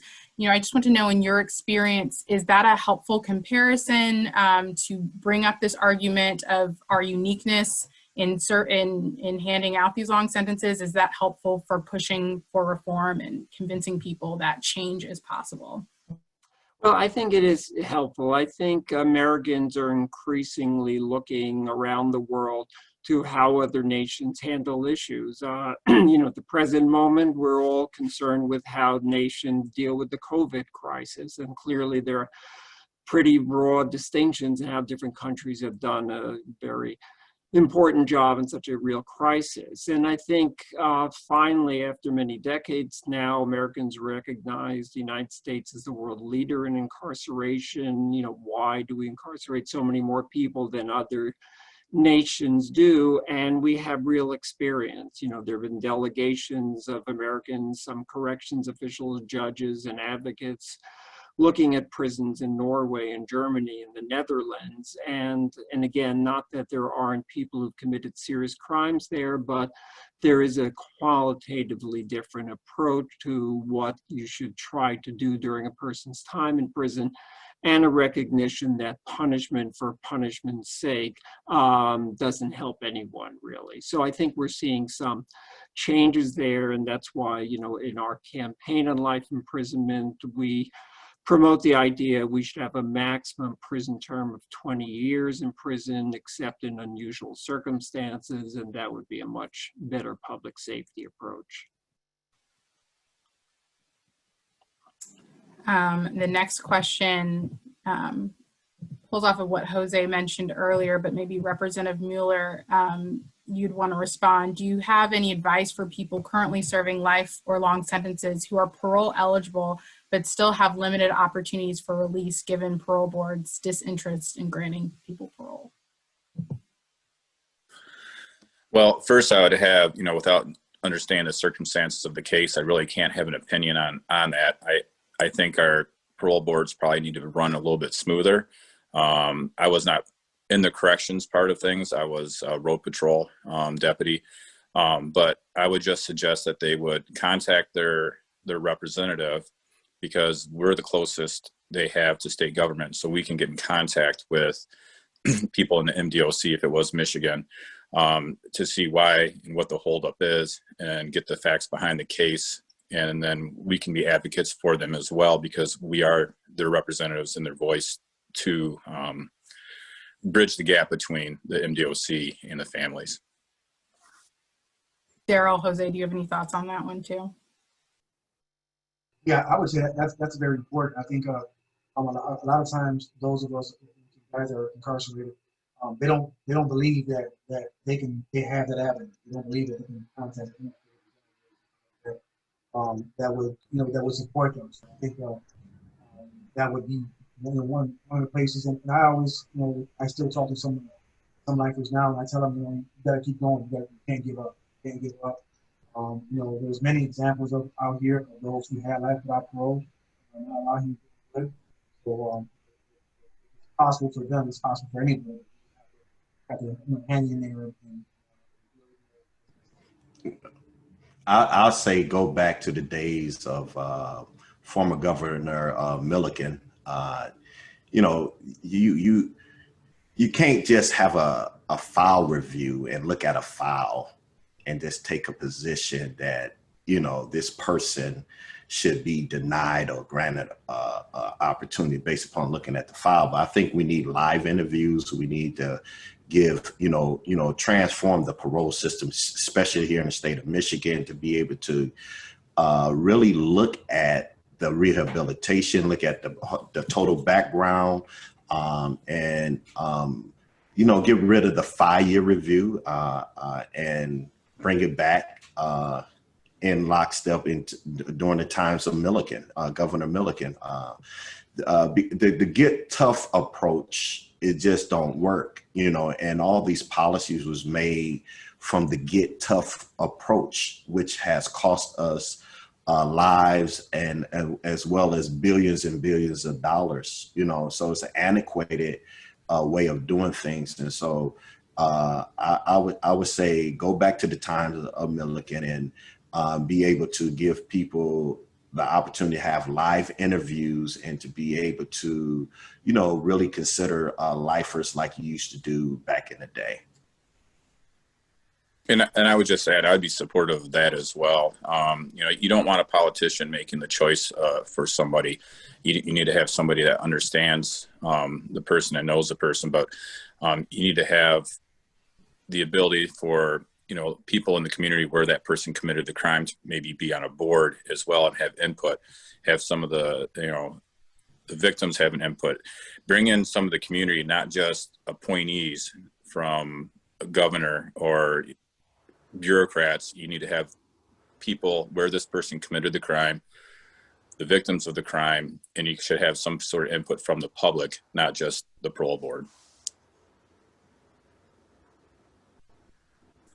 The next question, we have an election coming up, we all know. Daryl, I know that you have been working on voting in jails right now, but DC has just recently joined Maine and Vermont as the only jurisdictions that allow people in prison to vote. And I was wondering if Daryl and Jose could speak to what your experience was inside, you know, the importance of expanding voting to people in prison, and especially people serving life sentences. You know, does this group of people care about voting, and is this important to them to get the franchise back? Well, absolutely. Whether you like it or not, people in prison do pay taxes, you know, because we buy a lot of commissary. We use the telephones, we buy televisions, we buy all kinds of things. So taxation without representation is wrong. There is a fundamental principle enshrined in our Constitution. So absolutely, we should have an opportunity for what they should. When I say we, I'm not in it no more, but I'm connected to them on the inside. But they should have the opportunity to vote, you know, and have their franchise back. And in fact, many people who are incarcerated are very politically active. They have their loved ones and families. They educate them, their loved ones and families, on who the candidates are, because they don't have time to study it out here. Yeah, I think it's very important. I think, you know, I think that's one right that, in my opinion, should never be taken from somebody. If you're an American and you're in this country, like, the one right that you should never be taken from you is the power to vote. No matter what, you are still a citizen of this country. You know, we should just, you know, it's a right that should never be taken. Thank you. I want to see if Ursula Patterson is available. She has joined and she wanted to express her testimony on behalf of Michael Tubbs from the video we played earlier, since his mother wasn't able to join. Ursula, can you hear me? Yes, ma'am. I want to give you a minute to speak on Michael Tubbs, if you'd like. Well, first, I would like to thank all of the panelists for being available and giving us such insightful information. I would also like to specifically thank Mr. Daryl Woods, because he has been a reckoning force as well. I've spoken with him on several occasions. Mr. Tubbs' father died of cancer when he was a young guy. He has been a reckoning force in my children's life. As my daughter, he made her remember and recite the 5 B's each and every time he spoke to her, whenever he would call us at home. And that's books before boys, because boys make babies. And to this day, she still holds true to that same saying. As well, he has also taught my son to be a leader and not a follower. I believe that everyone deserves a second chance. I believe that everyone should have an opportunity to have redemption. I believe that the legislature needs to recognize the situations of the inmates that are in for life and the circumstances that came before. I also feel that there needs to be some type of a reform with relation to the parole board, something that happens within the prosecution department to review the cases. I want to thank everyone for everything that you've done. I just wanted to further express that it would be very and greatly appreciative if it was anything that we can do towards the legislature as to give people a second chance and an opportunity. Thank you so much, Ursula, for joining in. And thank you to everyone who was part of this panel. We've come to the end of the session now. Matt Larson, thank you so much for moderating from Wayne State University. Thank you, Represent Justice, for supporting the event. And thank you to everyone who shared their testimony and their stories, Jose and Daryl and the family members earlier. Daryl, particularly for you, this event would not have happened without your leadership, and we're so grateful for you to be on and organize this event with us. You can learn more about our movement to end life imprisonment at endlifeimprisonment.org. This video was recorded and we will send it around shortly. So thank you everyone for joining us. Bye.